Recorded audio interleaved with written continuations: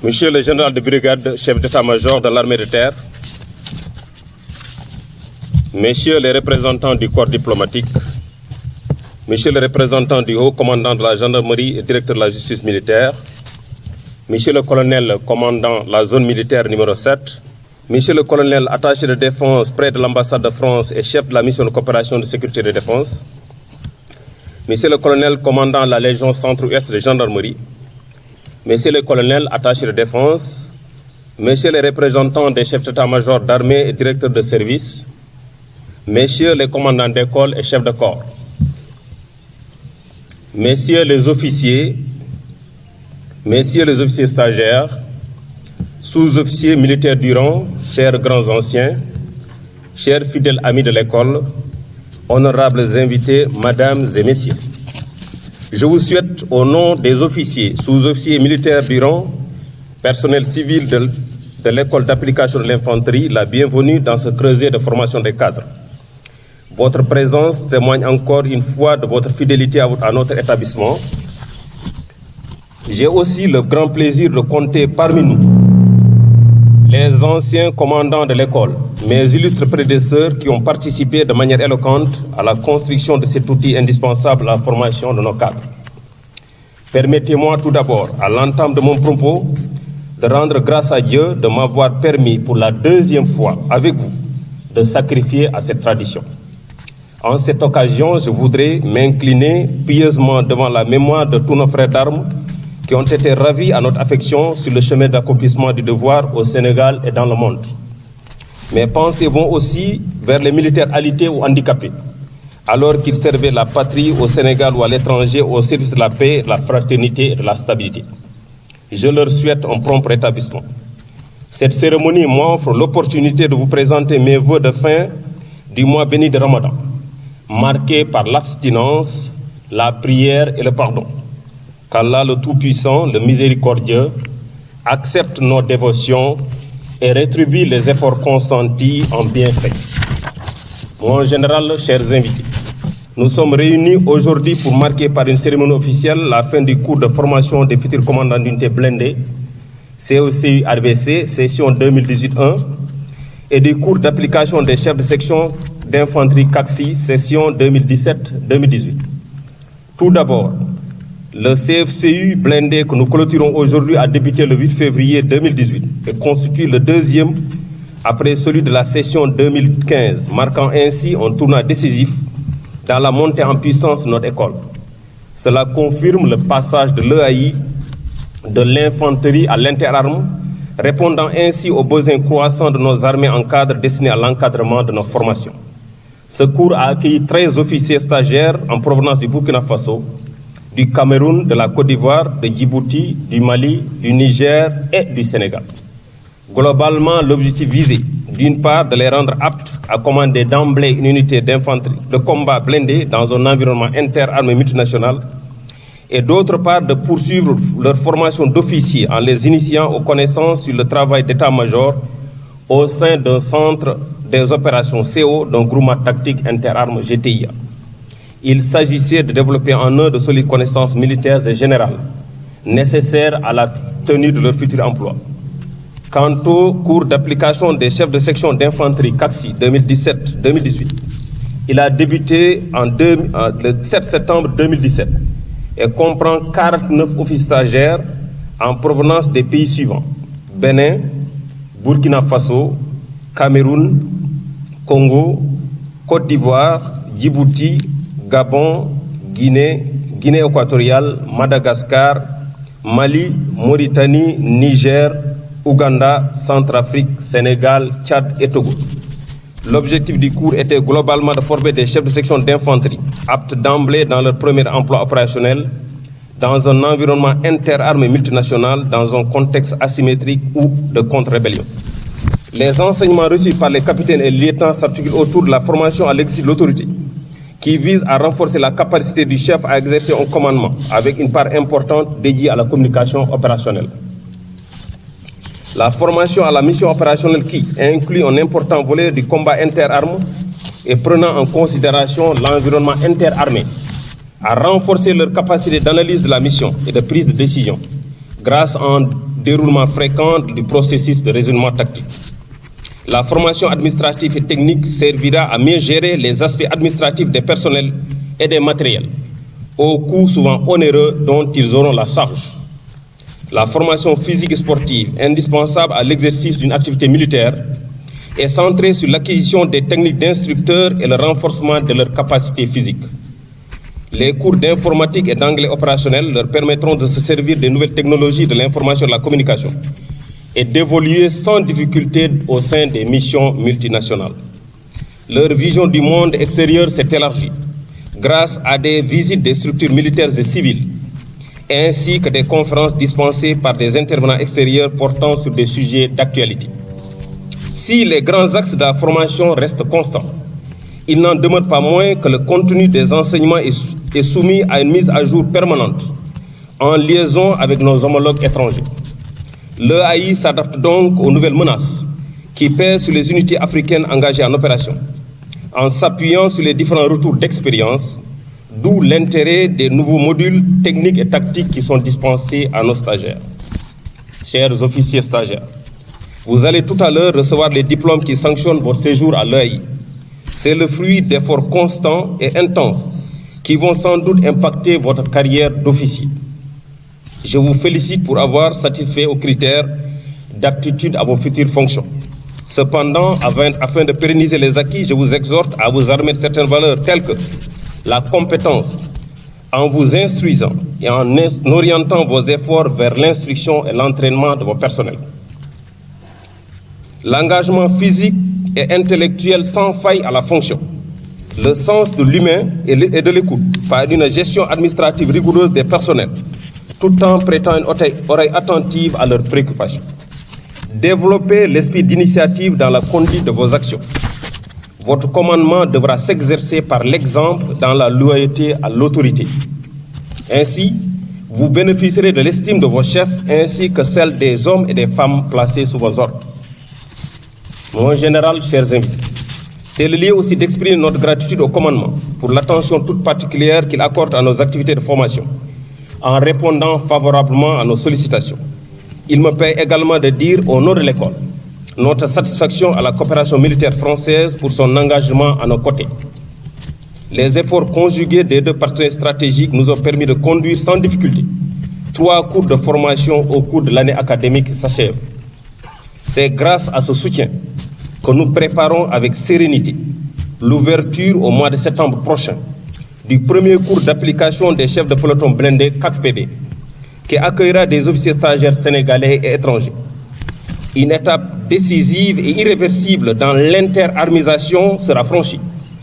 Pour la première fois depuis sa création, nous conduirons simultanément 3 cours de formation dans cet établissement. Je ne saurais terminer sans remercier les formations militaires et paramilitaires de la place qui ont répondu favorablement à nos sollicitations. Je salue aussi l'encadrement de contact, les instructeurs et intervenants extérieurs, ainsi que tous ceux qui ont contribué à la formation académique et militaire de nos stagiaires. Chers futurs commandants d'unité et chefs de section, je vous souhaite un bon retour dans vos unités d'appartenance et plein succès pour la suite.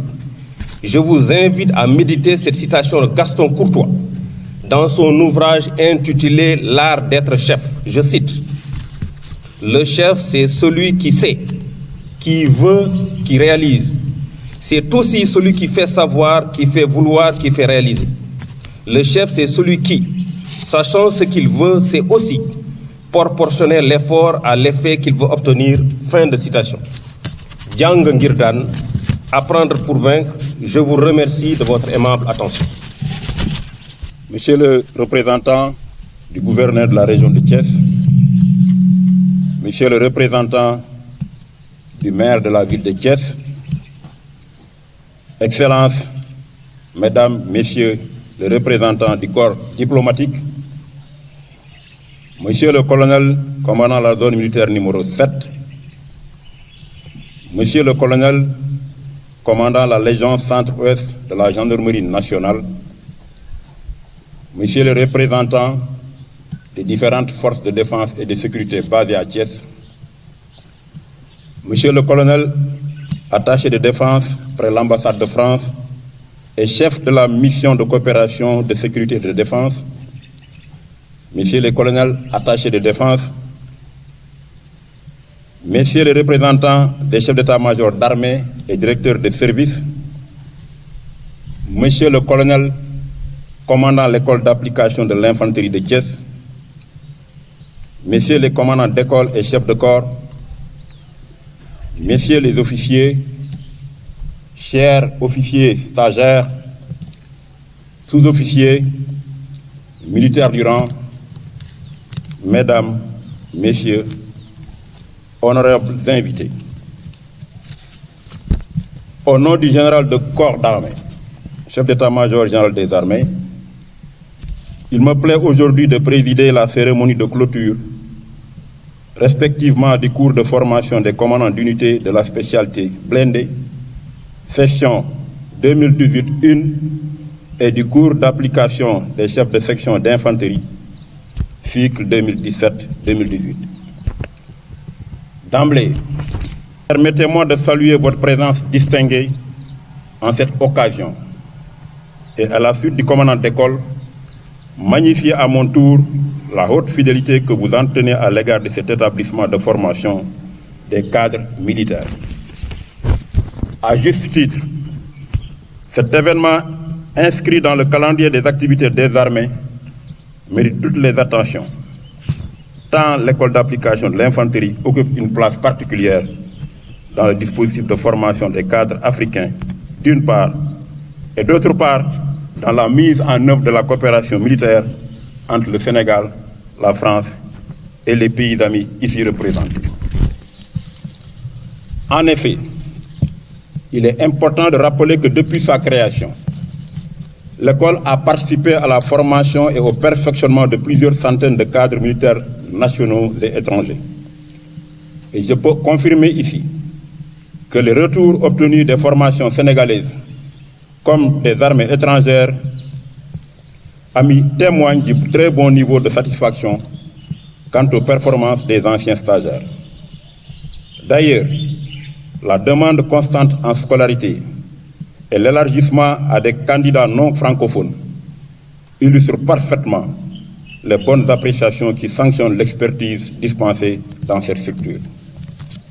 Ces résultats sont, sans aucun doute, la manifestation de la priorité accordée par le commandement à la formation des cadres militaires.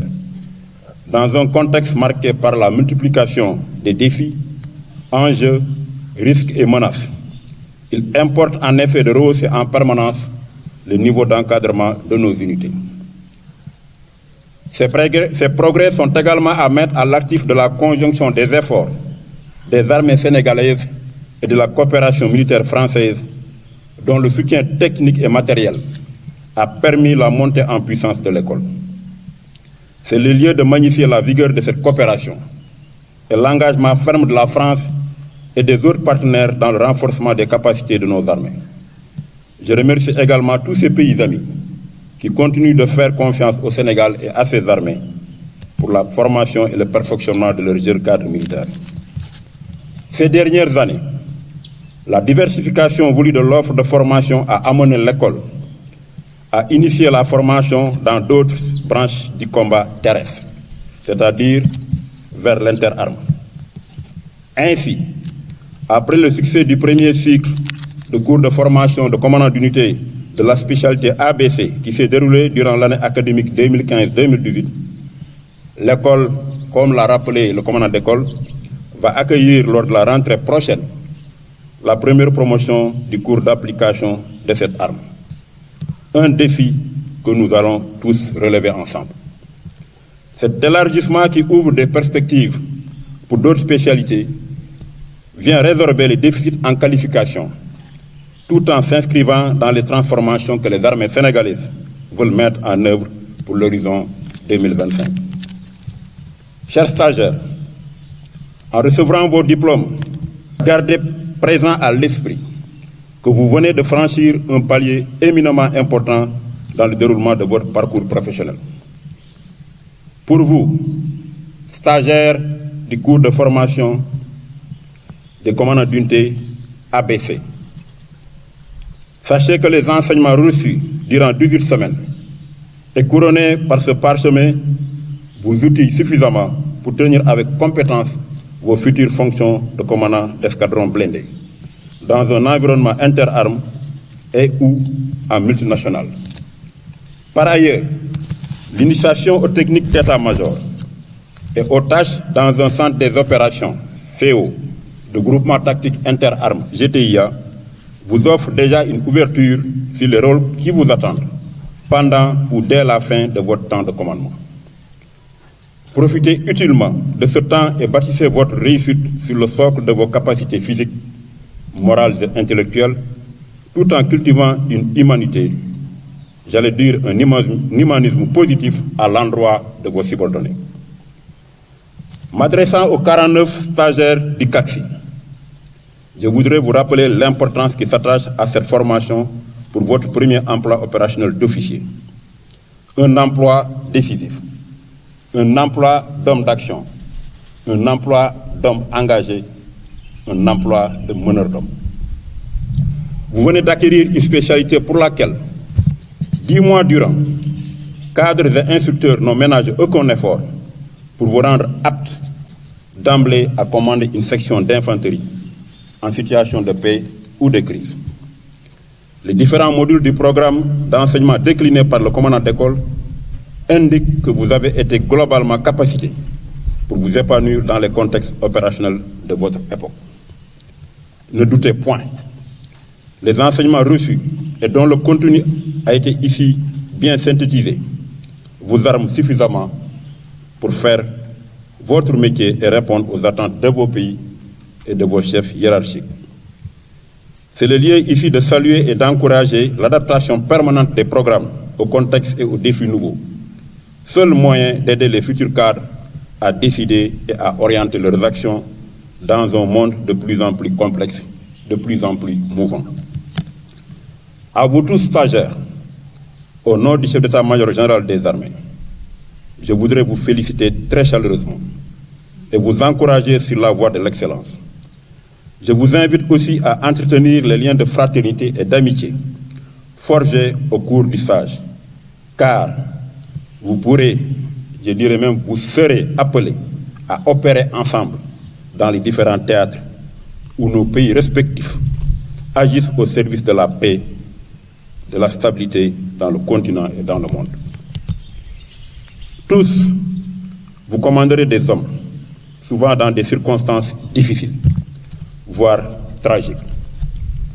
Pour les mener à bon port, pour les conduire à l'objectif, faites de la maîtrise de votre art, c'est-à-dire l'art militaire, du sens des responsabilités et du souci du détail, votre viatique quotidien.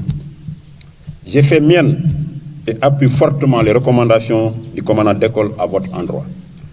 En particulier, saisissez toute opportunité pour renforcer vos connaissances et celles de vos subordonnés. Pour terminer, j'adresse mon déwéniti à l'ensemble de l'assistance à l'issue donc de cette période de Ramadan et que nos sacrifices et nos efforts soient rétribués par le Tout-Puissant.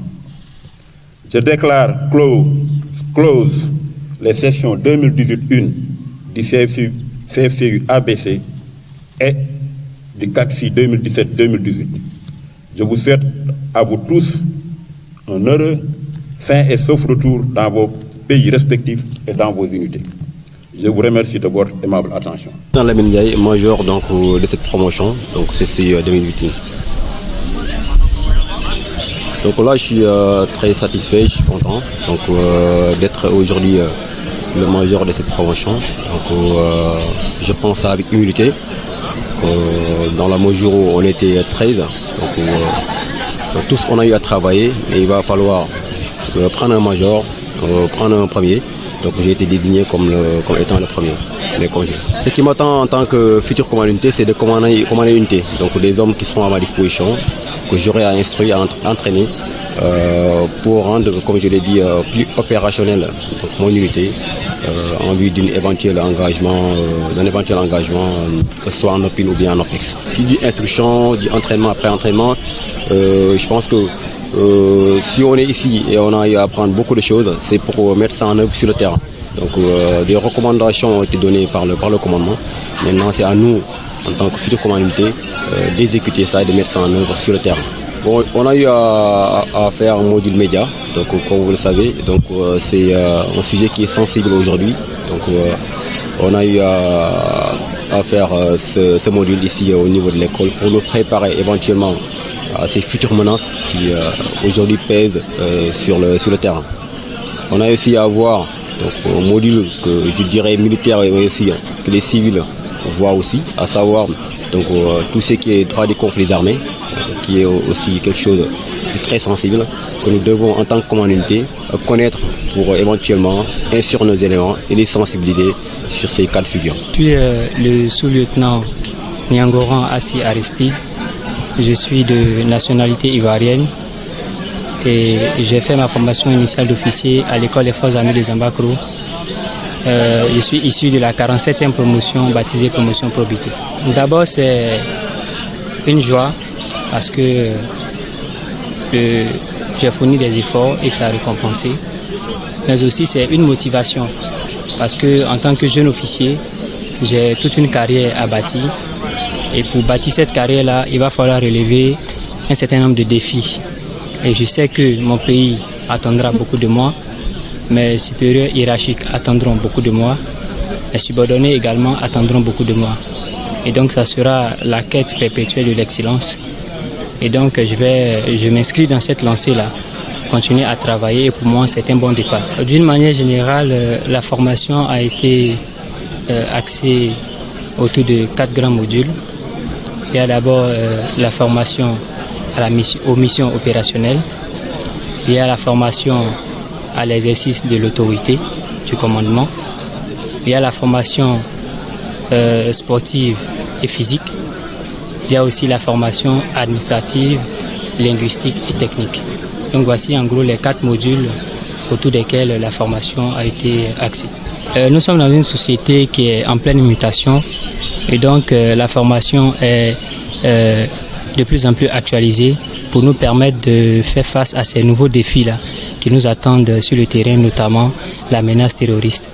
Je suis le colonel Ousmane Alikan, je commande l'école d'application de l'infanterie. Comme vous le savez, nous avons clôturé aujourd'hui 2 promotions, celle du cours d'application des chefs de section d'infanterie, c'est-à-dire les lieutenants qui viennent des écoles de formation initiale qui sont venus ici pour qu'on les spécialise dans l'infanterie, pour qu'ils soient demain des chefs de section sur le terrain d'infanterie. La deuxième promo, c'est les capitaines qui sont de la spécialité blindée, qui vont bientôt assumer les fonctions de commandant d'escadron blindé, aussi qui ont fait une formation de renforcement de capacité.